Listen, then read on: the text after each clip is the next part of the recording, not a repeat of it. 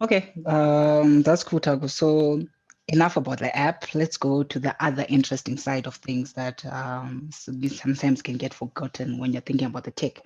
So Mhm. this is about the business. So the first question, so Yeah. I've got two questions. The first one is, yeah, how is Zimbofit making money? So am I paying per workout, a subscription? And then the second one is on the other side of the supply chain, I guess, which is the trainers. Are they working on commission or what? What's the business model structured like? Okay. So without revealing too much before throwing out an NDA, um, how Zimbo, I'll start with how Zimbofit makes money and then the nutritionists and whatnot. So Zimbofit makes money um, from the sale of content. If it is content that is developed in-house, it's just listed there, workouts, programs, and whatnot. So you'll find maybe an over-encompassing aspect that we need to start on is all of the content that you'll find on Zimbofit is either free or paid for. But the registration, creating an account, accessing Zimbofit, all of that stuff is free, and it'll always be free. Zimbofit will never be a sold app. I can promise you that because I think it's total BS that you have to buy an app. But anyway, I digress. I digress. So in terms of the apps that are, in terms of the content that is developed in house, when you click purchase on a workout that you like, you get the options to use either EcoCash, One Money, or PayPal. And then, you go through the payments as you normally would with EcoCash or One Money. The prompt comes up on your phone, which will be the number that you would have registered your account with. Or if you're using PayPal, it takes you to the secure platform and then you make a payment. And then from there, every time that you open the application, the workout that you have purchased is free, is now available to you forever. So it's not like a per month sort of thing. It's each time you purchase it, it's now yours. And then when we then come to the trainers, when they provide content to Zimbofit, they make money either by selling content to Zimbofit, which is literally selling the intellectual property to Zimbofit, or if they list their workouts with us, or workouts or programs, and they decide to make them paid workouts, they take the lion's share of whatever cost price would be listed there, and then Zimbofit just takes a very tiny facilitation fee because at the end of the day, what we're trying to do is to link you, the user, with this trainer. And if we're linking you and them by you buying their content, obviously, because we have bills, we have to take a little bit of a commission and everything. And then with nutritionists, because these are people who are, you know, at different levels of expertise. Of course, there's a minimum that we work with. Same thing with trainers. They price their services however it is they feel they must price them, and then it's the same sort of scenario with the trainer. So when you request for that service, the price that you will see there is the price that we would have agreed with the nutritionist who will cover that particular workout or program, and then we have our commission and everything. So the prices will vary in terms of the content because one trainer, for example, will charge $200 an hour in regular life, and then whereas you find some will charge $10 an hour.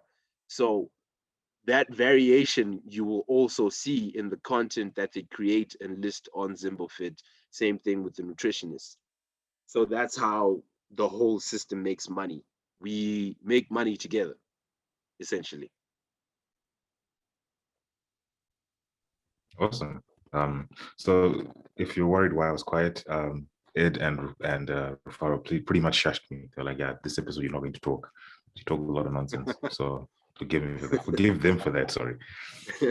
Uh, so I'll just round off like with the final question, just to ask, like, okay, so what are the goals for it? Let's say by the end of the year, that's the short term, and then we can then say the next 3 years, and let's just say the next 5 years after that. The very specific goals for this year in terms of getting the app out there, I would like to see a situation where I have a minimum of 1,000 registered users. and a minimum of 200 active users, because sometimes you can have a situation where someone just saw the link on Instagram, whatever, they click and they're excited, oh, because it's the beginning of the year, new me, and they register the account and do 1 or 2 workouts, and then they're over it, but their account remains dormant.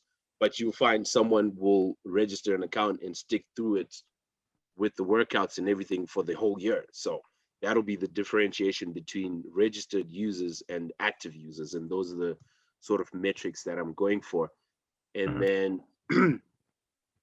and then in about 3 years, I am trying to look at having a minimum of about 20 personal trainers appearing in the app itself.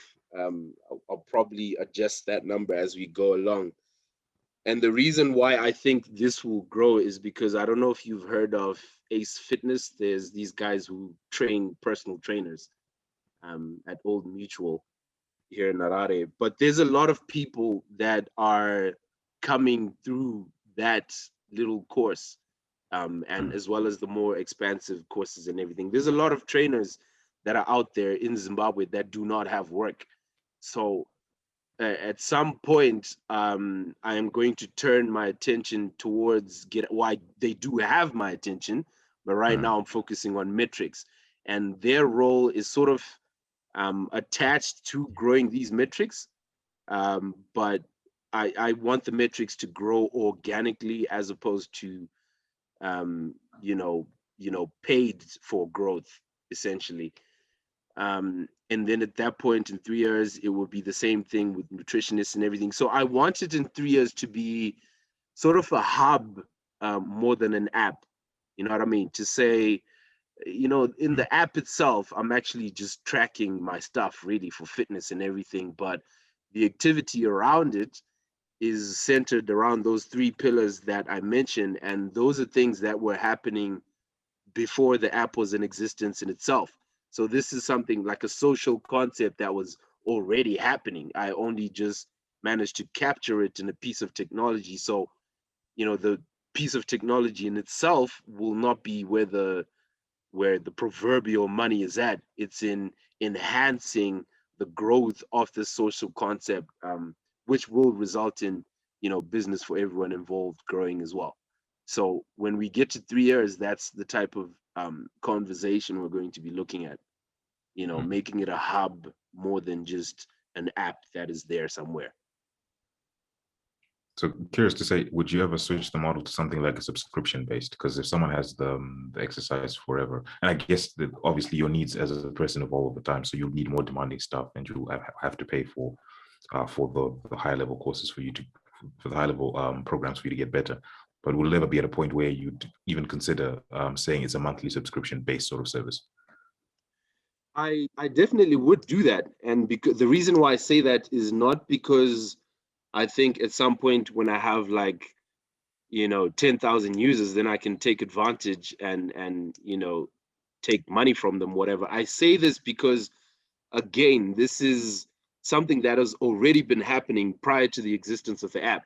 You will find that some trainers, a lot of trainers, charge their loyal clients monthly fees to train them, regardless of what it is that they're making them do in that month.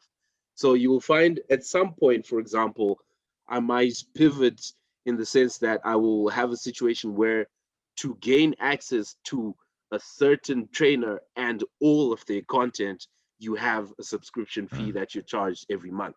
You see what I mean? So the point definitely will come. And I say this with confidence because it's something, again, that has been happening prior to the existence of the app. And again, as I mentioned earlier on, that some of these decisions to pivot will be directed by how the customers are perceiving the product, how the business itself is going, where we think we'll make more money for everyone involved, that sort of consideration. But the more definite one is because of the model that you can already observe with personal trainers. Cool. So I guess my next question is a lot more aspirational.